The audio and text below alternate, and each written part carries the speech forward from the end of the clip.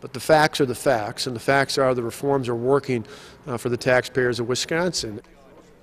Governor Scott Walker making a stop in Manitowoc today. He was touting the savings that he says Wisconsin taxpayers are seeing from his reforms. However, Democrats say he couldn't be further from the truth.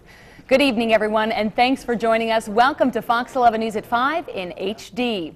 As you can see, we are on our brand new set tonight. We are, and we'll have more on our upgraded studio and the conversion to HD a little bit later in this newscast. We begin, though, with a claim of more than $1 billion. That's how much Governor Walker says his budget reforms have saved Wisconsin taxpayers. But the opponent's count is much different. Fox 11's Bill Miston has our balance covered.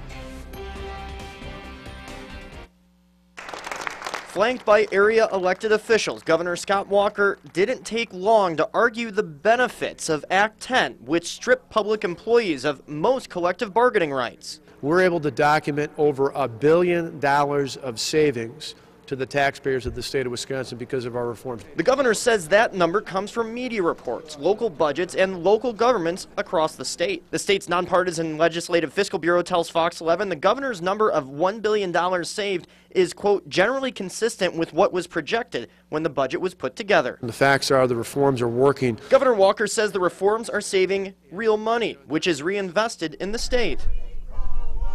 But some protesters outside the event have a different view. I don't feel he's protected us from what they're saying. We are going to have a deficit at the end of this year, and he said he's saving that. He said he's saving jobs, but we are, our teachers in Manitowoc are getting laid off.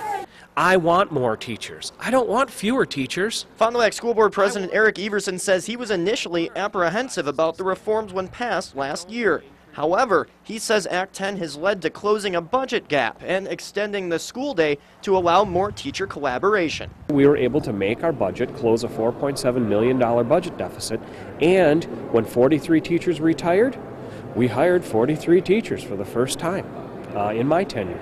So I am touting this. It's exciting stuff. However, state Democrats say while there might be a few positive anecdotes regarding the governor's reforms, that's all there are. Property taxes have gone up, property values have gone down, teachers are being cut. We continue to lead the nation in job loss. We have a bigger structural deficit than when he came into office. He's got a really counterfactual version of events. According to the Department of Public Instruction, teachers and other staff working in Wisconsin schools dropped 2.3% this school year. Overall, schools cut more than 2,300 positions. Bill Miston, Fox 11 News.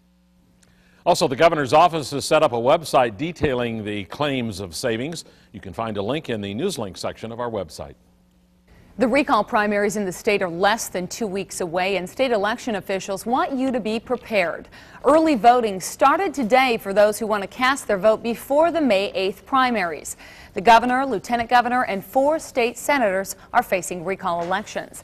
Absentee ballots must be requested by May 3rd and be postmarked by Election Day. And with the state's voter ID law held up in the courts, you do not need to bring a photo ID with you to the polls. It is different, however, if you need to register. If there are